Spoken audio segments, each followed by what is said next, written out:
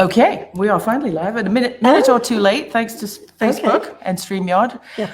But no doubt we are here in the right place at the right time. Back in the game, jolly good. At yes. almost the right time. So much has happened since last week. I'm not even going to go there. No, but we were just doing a test backstage with our wonderful guest today, producer, recording engineer with Mr. Chuck Ainlay. And I've just had to create a new stream and email it to him. So no doubt he will be here shortly. But in the meantime, let me tell you about today's guest.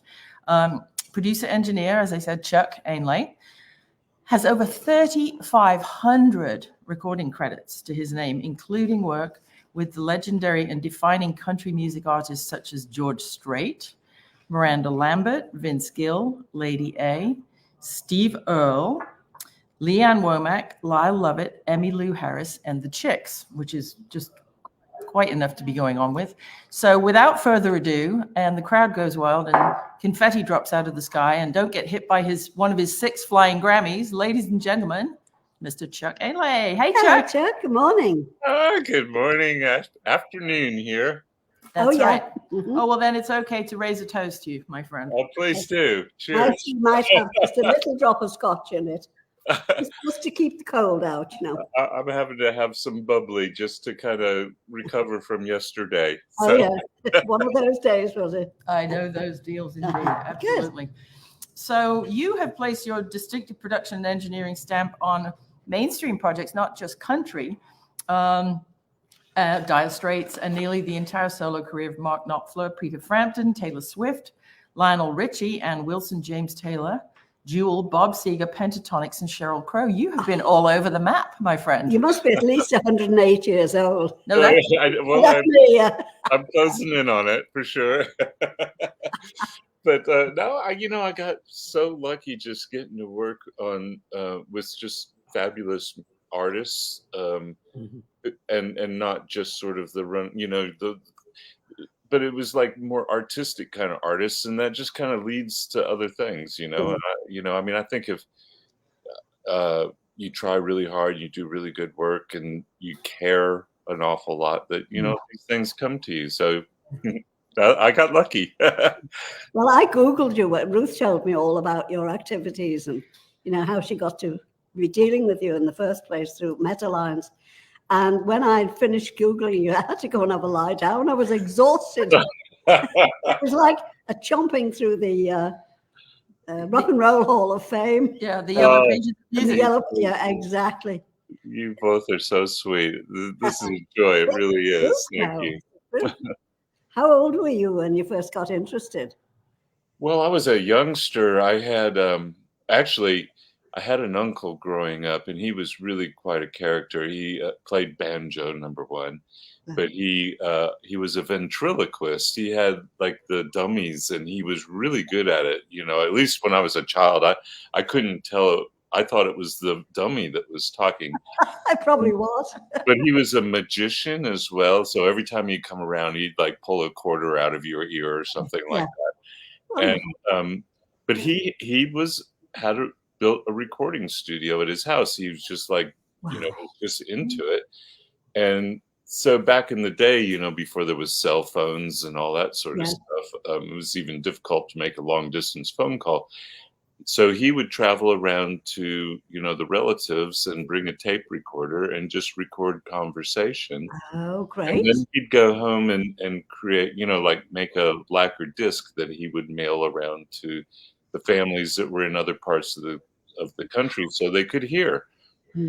So anyhow, I was listening through one of these lacquers, and I could hear my mother saying, "Now, Charlie, leave those buttons and knobs alone." So that's it then. Yeah. I think I must have been about 3 years old. So I was interested in it then. Wow. Basically what the story you just told, your uncle technically invented the podcast. Yeah, exactly. Yeah. Right? I remember those old lacquer records. I was saying to somebody, I think it was George Massenberg, a couple of weeks ago, if you look carefully at the average standard record contract, there is still a 5% breakage deduction from the artists from the old days when Bakelite records used to snap. It used to crack. They deduct it from a digital download. So how do you figure?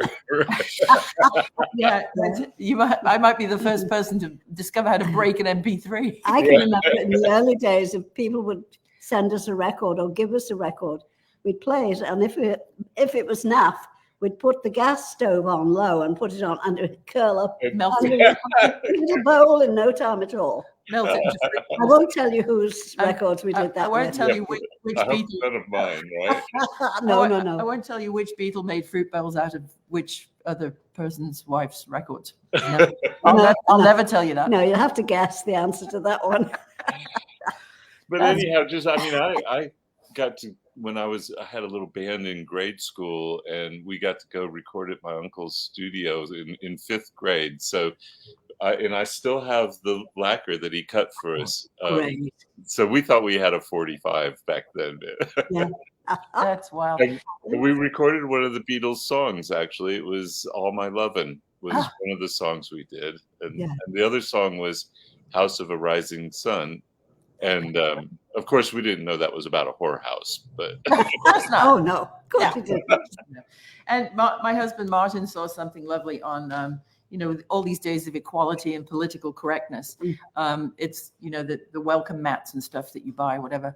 It's not a whorehouse, it's a whore home. a whore home. Oh, it's a home. Let's be woke about this. Yeah, right. Oh, Everyone's welcome here. I'm constantly being corrected. But whatever. Oh, Yeah. exactly. Whatever. Yeah. It's only rock and roll, right? Right. So I noticed your English pillow.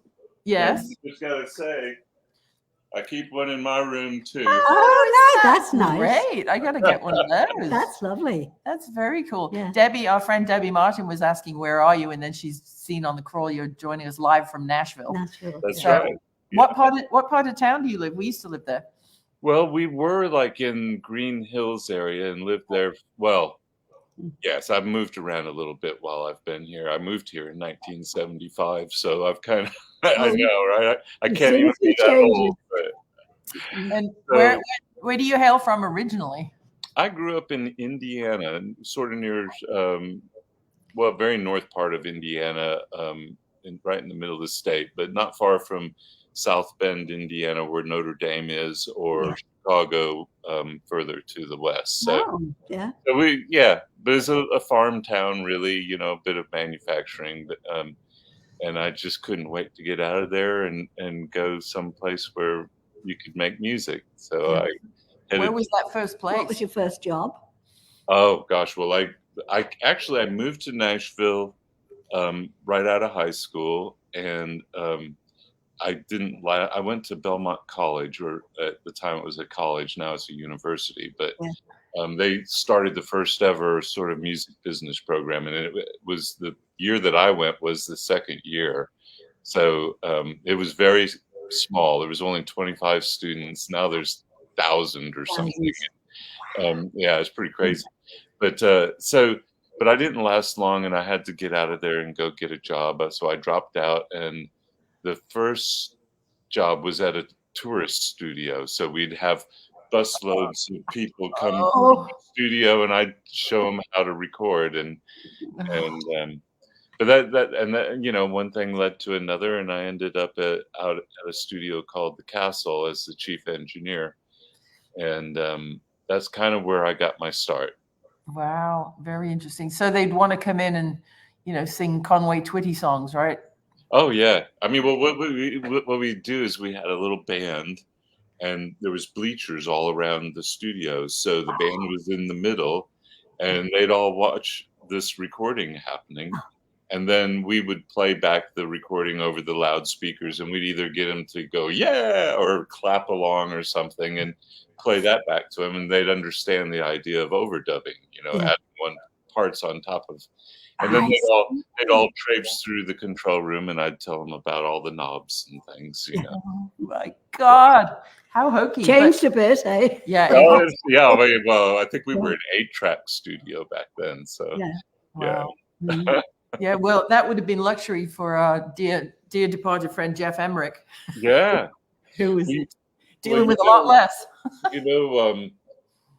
I have done a lot of work with Mark Knopfler, and at Oh, yeah. his studio, British Grove in London, in he's got the last remaining EMI Red console that was like the ones that the Beatles recorded on. So there are more current versions of it around, but this is the last one that had the Telefunken mic preamps and everything. And Jeff did a project before he passed away and recorded to 8-track using that console. Oh, really? Yeah. So yeah, really something. He was such a lovely guy. We got to work with him out here with one of our artists, Nick Marischal. He cut Things We Said Today, and Jeff came in and mixed it and remastered it and everything for us. And he was just such a low key guy. I mean, he was right there at George Martin's left hand. Yeah. Basically trying to figure out, while the Beatles were down the pub, they want more tracks when they come back. How am I going to, we didn't have the word bounce in 1965. Yeah, right. So yeah, I mean, and I knew him pretty well there, and he like you say, just one of the sweetest, unassuming people. Never expected anybody to kind of bow down to him. He really amazing recordings. Still to this day, I don't think anybody's ever bettered them. No, he brings out some kind of sparkle somewhere. He finds the magic feather in the room and just moves it around. I don't know how he did it, but you guys, you do that, and your fellow Met Alliance members, you just have golden ears, right? Well, I don't know. I think a lot of it. I really do think a lot of it all has to do with setting the vibe and getting the musicians to play well, And if you can do that, the recording side of it's easy. It's getting the performance, Yes. So one of your storytellers shows, these guys are going to be taking a talk show, an evening with these geniuses on the road here shortly. And one of your storyteller stories, you said getting the artist to play well. Tell us all about the Bradley's Barn project. Now this is really something else. It was a George Jones album, and it was meant to be a duet album with all sorts of artists from all different genres of music, and they hired Brian Aherne to be the producer. And Brian, when I was in high school, I remember looking at the back of album covers, and that's what really got me interested in to be in the studio. Was you'd see the back of these record covers and you just think, well, how cool is that? That's got to be the best job on the planet, to get to sit there and listen to this magical thing happen right in front of you and be part of that whole creative process. But anyhow, so I'd look on the back of records like by Emmylou Harris and all, and I'd see Brian's name, and always associated with Brian's name was this thing called the Enactron Truck. And I know the Enactron Truck. What is that? So at any rate, I moved to Nashville, and in the midst of doing projects with people like Emmylou and Mark Knopfler and all, I got to, and Brian had moved to Nashville, and so I got to be buddies with Brian. And Brian's just one of these super inquisitive people. He would call me up and just pick my brain about all sorts of things, and we just talk and talk and talk. Well, one day he calls me up and asks me if I would do this George Jones duets album with him, and he was gonna have people like Dolly Parton and Emmylou and Keith Richards was going to be on it, and Mark Knopfler, and on and on and on. Yeah, Leon Russell, just great names and wonderful people. And I had worked with really most of them, other than Keith, so it kind of made sense for me to do this recording. But Brian's whole idea was that we do this at some kind of studio where everybody could be in the room, just kind of enjoying each other, hanging out on the couch, smoking cigarettes or whatever, And so we decided to do it at Bradley's Barn. So Owen Bradley, one of the famous music producers of Nashville, built this recording studio in a barn. So we go out to see it, and we're going, man, this is perfect. Look, over here, there's a bar, and over here, there's couches scattered around the room, and the space is big and open, and we can just put some carpets down. And after, yeah, it was the perfect environment. But the control room, I walked in there, and it was like, wow, this hadn't been used in years, So Brian goes, well, why don't we bring the Enactron truck out, and we'll use that. So I got to work in the Enactron truck. So it's a remote recording truck that he had used over the years. And so that's what we did. We recorded with that. And so there was some interesting stories, needless to say, from all those people that were there. Sure. No, Keith was on that record, wasn't he? Our friend Ashley in Birmingham, Alabama is asking, were you, Chuck, able to get No-Show George to actually show up for his own project? Yeah, George, he did turn up. His wife was responsible for making sure that he would turn up each day. But Keith, speaking of turning up, he the day that he was meant to sing, he turned up before anybody else. And yeah, it's like, and of course the engineer's the first person there too. So Keith turns up and he's got a quart of vodka. Of course. A quart, not a fifth, a quart. And he pours not just for breakfast anymore. Right. So he pours himself a big old glass of vodka, and I'm standing around. He comes over to me and he goes, so where can somebody go get high around here? Oh, lovely. Did you point him to the Enactron truck? So I pointed him outside to the Enactron truck. And, the Enactron truck sounds like, to me, it could be somewhere between the Partridge Family bus and a bit of a murder van. You know what I mean? Yes. Brian had it set up really nice so that there was sort of a portion of it that was the recording area, and another portion where you could set up a microphone and do like overdubs and stuff. So, and we did end up using that down the road to do like some of the replacement vocals and things. But anyhow, so Keith comes back in from being out there, and he tells this story about how he got this phone call from Brian to come over and do the recording. And so he goes, well, I decided to tell Mick that I was going to do this George Jones recording. So he said, yeah, they called me up and asked me to come to Nashville and sing with George Jones. And Mick goes, well, why didn't they ask me? I'm the singer in the band. Typical Mick, absolutely. Yeah.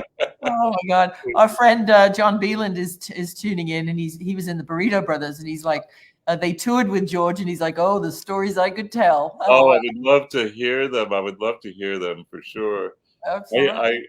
There was this like once in 100-year ice storm that happened while we were doing that album. And so to get from the remote truck into the studio, you'd have to go across this sidewalk, and it was just a sheet of ice and up some steps, and I nearly killed myself several times, going in so I could readjust for the next performer.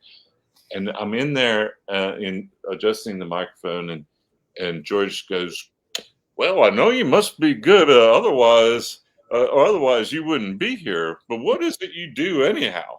At this point, I was so over it. I mean, one artist on an album's enough, right? But there must have been 30 artists in the room. Oh my God. And all, and everybody wanted something, from me.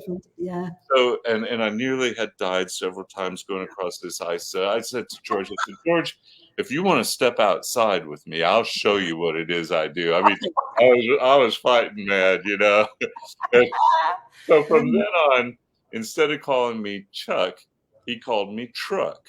So, hey, Truck. Oh, and so Vince Gill was on that project. He was the guitar player, and he actually did a couple of songs with George too. But so from then on, Vince has always called me Truck every time I see him. Oh, that's hey, funny. Truck. Well, our friend Charlie down in Florida is asking, who was the most challenging performer you had the opportunity to work with, whether that be, personality-wise or just technically getting their performance on tape? Do you have? Well, George would be near the top. I would put it that way. Okay. But I also, like, from technically, I would say it was. I did this project. It was Bela Fleck on banjo, Wow. Sam Bush on mandolin, Mark O'Connor on fiddle, Edgar Meyer on bass, and who am I forgetting? Drums? Well, no, it was a bluegrass sort of thing. Oh, okay. So no drummer. And these guys were all like sort of every year out at Telluride, they would individually win, bluegrass performer, and as a group they had won it so many times they basically said you can't win it anymore. Disqualified yourself. So I mean, this super bluegrass band. Yeah. And so we were doing this project on analog, 24 track. And of course, Edgar's wanting to punch individual bass notes on analog, and all of them were. It was really it was one of the demanding wise as far as like skill to be able to do that was really kind of, and it's still to this day is like kind of thought of as one of those must-have bluegrass albums. It ended up being called Strength in Numbers was the name of the band. So. What the number of punches you had? Well, hopefully you don't know those, right? Yeah, no, right? Yeah, it's when you hear the punch, ain't no good. Yeah, working with Mutt Lange would probably be another one. He was similar in that respect that he just expected everything to be so perfect. And I remember we had done this project, and I then went over to England, was working with Knopfler, and Mutt calls me up and he goes, "Have you figured out a way that you can punch in the piano and not hear it?" And so, I kind of told him what we were doing, but not on analog. No. Oh God, no. And I think most people nowadays, except our audience, are real audiophiles, and they're grown-ups. But when you think kids consume music made digitally, and our friend Nick Black, who's staying with us, a musician from Memphis, he turned us onto the scariest thing I've ever seen last night. It's a music maker. And you literally put in a prompt into this AI thing, the style, the instruments you want, and an idea, and it comes back in 20 seconds with the vocalist, the lyrics, a full band arrangement. It's only an MP3 and it's only 60 seconds long. But a lot of kids nowadays, they think that's music, and they're consuming it on these little crappy white plastic things. And it's such a shame that the art of true recording is probably going to be, it'll never be a thing of the past, but it'll probably have to be individually taught, person by person, like you guys. Well, yeah, I mean, that's part of what our Meta Alliance mission is to kind of keep the craft, that craft of, where every little minute thing, like a tenth of a dB of bias adjustment on an analog machine meant something to us. It sounded different, and it was important, or just micro moving a microphone to get just the right thing, getting the vocal just right on the diaphragm in the right place to get the air out of the vocal, and those sort of things. Yeah, they just are not important to a lot of people. I'm not saying that they're not important to everyone, though. It seems like people still care. Well, I think it's kind of like food. As you know, we manage a bunch of chefs, and I think that there'll always be an audience for McDonald's, but there is also now a growing kind of organic audience, if you will, for fine dining and indigenous ingredients, and chefs who really know their craft and work with real knives and real ingredients and grass-fed things and what have you. So I'm hoping that what's happened to the slow food movement in the restaurant industry continues to happen in the music industry, because otherwise we'll all be listening to for the rest of our lives. Well, I mean, there is such a resurgence in like vinyl. Like, there are people that care about wanting to have something to hold and own. Yep. And the sleeve notes, like you spoke about before. I mean, you used to really relish getting a new album, getting home and reading. Yeah. It was such an additional joy apart from the music. It really is. And I mean, I've got this huge collection of vinyl in my room still, and it's besides being a good diffuser for my studio, Yeah. it also is like really cool to have them. I mean, I Yeah. think they're precious. I know so many people that like had a large album collection and ended up like copying them and making a Digitizing. digital version of them and then selling the vinyl. But I can't even imagine letting go of them. No, it's just but technology is good for some things. I mean, songwriting, like this tool that Nick Black showed us last night, it's great for idea generation, but I would hate to think that people are going to extend that to 3.5 minutes and just open a club and play this AI crap all night. Somebody in Hong Kong probably will, but again, I'm not the audience. Who is your audience? What is your product? Right? It's not aimed at me. But the George and Ira Gershwins and the Lennon and McCartneys and whatever, I think there'll still be a human need to hear those kind of melodies and that kind of songwriting. And Absolutely. I mean, all AI can do is copy. So, Yes. it's copying something. If you want something original, you have to create it. Exactly. Yeah. That takes human emotion to do something that's valuable. So I can't imagine AI, of course, it'll spit something out, but is it really valuable. of value? Yeah, is it a classic old song that gets trotted out every year like White Christmas, right? I mean, Right. You have a White Christmas story, don't you? Well, I do. Oh, go on. I'm sure you do. So when I kind of made this transition, I was never a country listener. I was never, I mean, what country I did listen to was kind of like Graham Parsons or the Flying Burrito Brothers or, I mean, the Byrds. They kind of had a period of time when they were sort of country and, Emmylou Harris, but I never really considered that country. I mean, to me, that was just cool. Singer-songwriter. It was, songwriter music. And so when I moved to Nashville, I kind of continued in sort of more of the rock and roll realm. We built a studio. It was called the Rock House, and we just it was, people would camp out upstairs in the bedroom and then we'd make records all day long. It was definitely a rock bang, and so when I became chief engineer out at the castle, I was doing a project where I ended up having to be the assistant, even though, because we didn't really have assistants.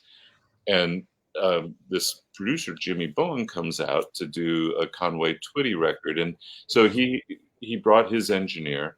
And after several days of trying to get a mix, they had gotten nowhere.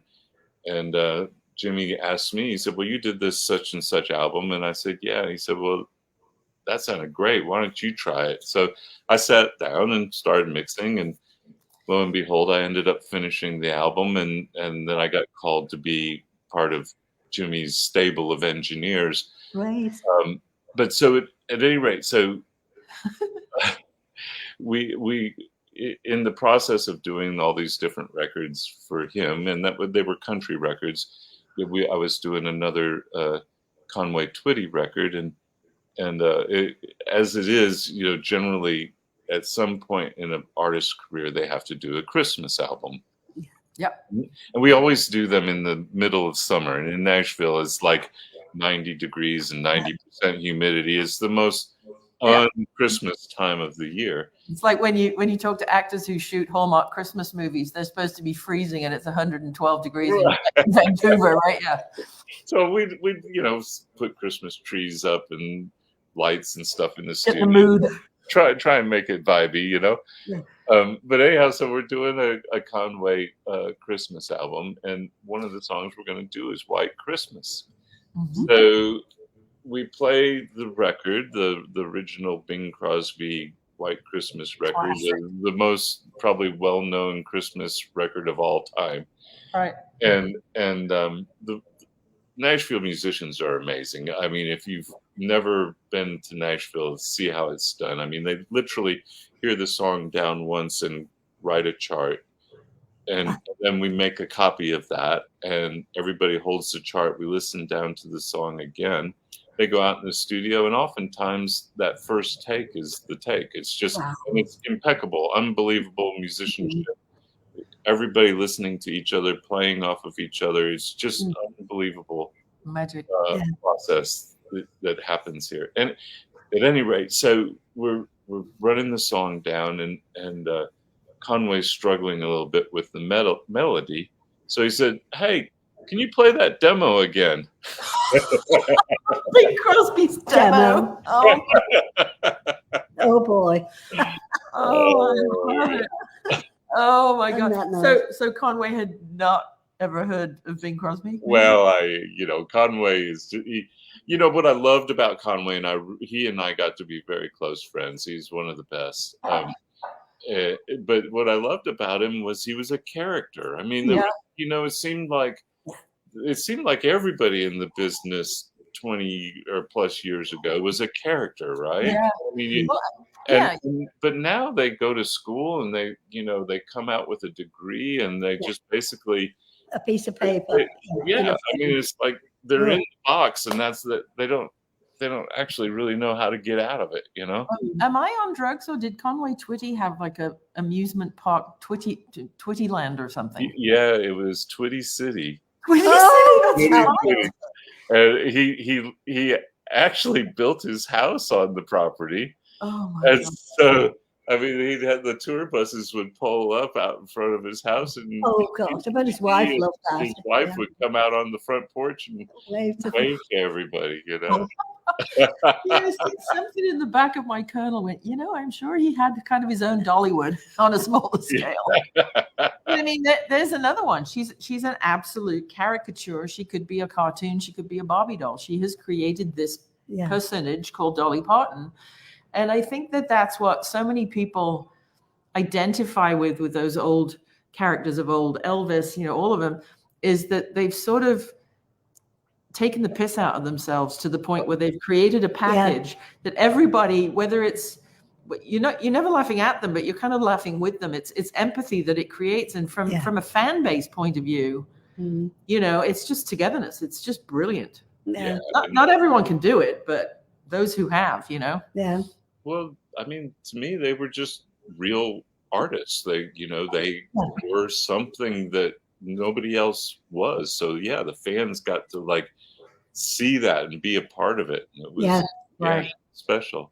But there's a whole nother part of your career where you are on boards and committees and associations and the Recording Academy chapter in Nashville. Tell us a little bit about sort of the responsibilities of those things nowadays, what you're tasked with doing. Well, gosh, yeah. I mean, I look at it as part of giving back to the community, really. I mean, you don't get paid to do this for sure. And you give up a lot of your time, and you hopefully are doing it for the better. So we when Ed Cherney was still around, he came up with the idea of starting. It was called Music Producers Guild of the Americas, and because as an engineer or a producer, we really had nothing to look after us. I mean, no representation. Right. So, and we were being left out of terrestrial royalties and stuff like that. So we started this, and that was kind of what we were trying. We were lobbying to get artists terrestrial royalties, like everywhere else in the rest of the world besides America. It's like America, Iraq, and China and Russia are like the only, maybe not even Russia, are the only countries that don't pay royalties to artists for airplay. So we were trying to get that changed, because if we could get that happening in America, then all this money that's sitting in escrow, we don't reciprocate. Right. So money that's sitting in escrow in Europe and throughout the world would come funneling in. A big boom, Gotcha. Still hasn't happened to this day. Wow. But at any rate, we realized we didn't have the money to do that on our own. So we went to NARIS, as it was called then. Now it's called the Recording Academy. And that became the producers and engineers wing of the Recording Academy. So I've been really involved in that. We've written a lot of really important documents, and at the moment, I am the co-chair of the National Steering Committee of the Producers and Engineers Wing for the Recording Academy. Cool. So yeah, we kind of oversee all the individual chapters throughout the country, and kind of help guide the direction. And well, hopefully now with blockchain, and I think I sent you guys a text the other day about, where to get your credits listed. There are people now that is sort of taking Sound Exchange to the next level using blockchain technology. And if you go claim your credits, I think on this site that I found, you have 770. Muso AI. Yeah. Right. But you have 3,500 credits. So who's collecting your money for all of that? Right. It's crazy. Well, exactly. Yeah. I mean, as you know, I never signed a letter of direction for any of the work that I did as an engineer, but obviously as a producer, Sound Exchange collects that digital royalties, but no one in America collects terrestrial royalties. That it just doesn't. There's always been sort of the radio stations had a huge lobbying interest against the artists in that respect. Yeah. Well, now that terrestrial radio is not as important, there's some reasons why we might be able to get that turned around, and the lobbying efforts of the Recording Academy are working to that end. Well, let me know, if there's any sort of posts or any press releases I can share or forward or whatever to our crowd and our fan base, because I'm sure that they would love to make a noise. Being music fans, you have to have music that's created that you want to consume, that's of the best quality. And what's going to be the incentive for people to carry on doing jobs like yours, which seem like a lot of fun, but it is hard work and it's long hours. And it's one of the things we did, and we kind of dropped it, but we're talking about reinitiating it, is Music Credits Day. And it's like we got a bunch of really high profile artists to like kind of make a point to like share the fact, who that played on their records and make a big point out of it. And it really had an impact. And now with streaming being the way most people consume their music, you can't hardly find credits. I mean, Apple has just recently kind of put credits on Apple Music. Tidal is really the best streaming service for crediting. But Spotify and those, forget it. Yeah. And it's just really impossible. And that's how we always used to get, work, is that somebody would look at the record and go, wow, that record sounds great. Why don't I call up Chuck, or Frank or whatever. So, That's crazy, isn't it? Amazing. It's just nuts. But speaking of technology, it has done some good things. Touch briefly on, for those who don't know, what is Atmos? I mean, a lot of people, I know what it is, but a lot of people are like, well, okay, I've been to a movie theater and I see Dolby and I see 5.1. What's this Atmos now? Well, it's very similar to 5.1. 5.1 was kind of more of a home theater. It was a theatrical thing, but it did make it into a lot of homes where you'd have the 3 speakers in front and 2 speakers behind you, like you see here. Right. I've got the 3 in front and the 2 behind, but I've also got 2 more on either. Well, there's actually 9 speakers all the way around me. And then up in the ceiling, there's a quad arrangement overhead, so it creates this whole sphere of sound. Wow.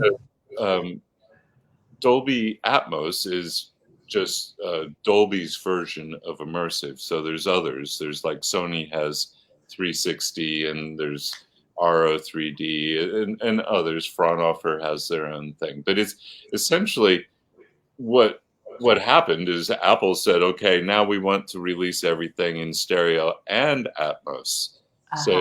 So they went to the record companies and said, we need content. So the record companies started spitting out this stuff like in large quantities, and now it's a reality. So when you listen on Apple Music, most people are not aware of it, but if you've got a current iPhone and Apple headphones or their earbuds, it's going to play Apple Spatial is what they call it. Yeah. So and so what it is the sound comes from all around your head rather than inside your head like in normal stereo. Wow. Ashley's just asking, could it sort of be a nickname for could it be 7.1, or I'm thinking 9.1 or however? Well, yeah. I mean, there's different formats, and the Atmos is scalable. It was originally created for theaters. So if you've been to a theater, you look along the side wall, and there might be like 5 speakers all along the side because it's a long rectangular venue, right? Right. So to get coverage, they run the speakers all along the side and all across the ceiling, and so it can be way more than 9.14. So. But at any rate, with Atmos, when you pan something like up here somewhere, it creates the metadata to tell the computer at the theater where the sound's going to come from. So regardless of how many speakers you got, the sound is always going to come from there. Wow. So that's what we do. We mix the sort of music environment is generally either 7.1, which is the sub, .4, which is the height speakers, or my room is a 9.14 room. I see. It's the addition of wide speakers. Interesting stuff. You're not just a pretty face, are you? Well, that's the thing about. And I have to give a keynote address to this little convention coming up, and I'm going to do it on longevity because I've been around a long time. I mean, 40 plus years, doing this. So it's and the reason is because I just stay into it. I stay with the technology and move forward with it. And I know many people who are really talented, musically gifted people, but they kind of refuse to move along as things change, and all of a sudden they're just nowhere. Yeah, I know. It's you have to change with the times. Absolutely. I mean, Angie just wrote a limerick book called Mrs. Angie McCartney's Liverpool Limericks and Other Random Irish Haikus. Oh, I gotta have it. The book, start to finish, it's the story of ancient Liverpool, the football teams, the Beatles, pop culture, all the people who went through all of the clubs in Liverpool, whatever. And it's to introduce it so grandparents can read it to their grandkids because it's in this lilting limerick format. Yeah. And for, 1 or 2 rhymes and things, we use rhymezone.com, or you can go to ChatGPT and say, give me the basic structure for that. You wind up using it. But if you don't use this technology, often as a writer, you gotta get stuck in a corner and go, I give up. So if it's there to help you and not take over, I say, run, don't walk, right? Yeah, absolutely. And speaking I need to go to Chat AI and have it tell me how to do a keynote address. Well, yeah, I can help you with that. That's easy. Awesome. Absolutely. And it's very true when they say you could write a book in a weekend. Yeah. Wow. It really is amazing. I'm currently researching, to go with Mrs. McCartney's teas, I'm researching disappearing British afternoon tea and bakery recipes like posset and Eton mess and Manchester tart and things that you just don't see anymore that my grandmother used to make. And they're all out there on the internet if you Google them or you ChatGPT. Oh, I've learned so much. She's actually told ChatGPT she's trained it how to write better limericks. That's incorrect. Yeah. Good for you. Good for you. Well, I know, like working with Knopfler, he was a Geordie, right? So, and he would get some of his Geordie pals to come around the studio, and they would start talking, and you had no idea what they were talking about because one word. I mean, a word would be a word that came from something else that's from something else from something else. And if you didn't know that, you just wouldn't know. I mean, it was not English. It wasn't anything. It was a lot of that with Scouse, which is the Liverpool dialect. Right. Scouse is actually a dish. Oh. You're a Scouser if you come from Liverpool. Right. And you talk like that down the nose, You do. Don't see you through the week. He'll see you through the window. Yeah. Territories, I'll see you Tuesday. I've got somebody ringing line 3, but I'll be right back and we'll do your limerick. Oh, please. Oh, yes. I created a limerick for you in my pajamas this morning. In your pajamas. In my pajamas. I Yes. didn't know your pajamas could write limericks. Oh yeah, they've got AI. They've got AI. They've got Ange in them. Oh, see, dear, bad. dear. You guys are a hoot. We're huge, yes, definitely. No, he said a hoot. He was being Oh, a nice. hoot! I thought you said Hoot. huge. Well, both Well, are that true. too. Yeah, that too. Large economy So size. thank you so much for joining us today. Everybody, you can go to chuckainlay.com or also metalliance.com, which is scrolling all the way across the bottom. I do encourage you to learn more about this talented, wonderful young man who's just got a golden heart and golden ears, and we love you lots. Yeah. I love you both back. And again, Angie, thank you for sending the tea to my wife. Oh, you're welcome. I'm glad she enjoyed it. And Sammy's like, oh, yay, almost limerick time. So Yeah. here There it is. you go. Okay. And 1, 2, 3. So Chuck has won many awards, a fact which the business applauds. His talent's amazing. That's why we're all praising his blooming great pile of rewards. Oh, I love it. I love it. Okay. All right, my sweet. Well, I know you've got another adventure coming up here very shortly. Thanks for taking so much time. Yes. And we will see you all of a sudden. Join us next week on TeaFlix for our conflab with Don Randy, the owner of the famous Baked Potato Nightclub. Oh, man, I'm coming. I'll see you Okay. there. We'll see you Okay. soon. Thanks All right. again. Bye-bye. Bye-bye. Bye.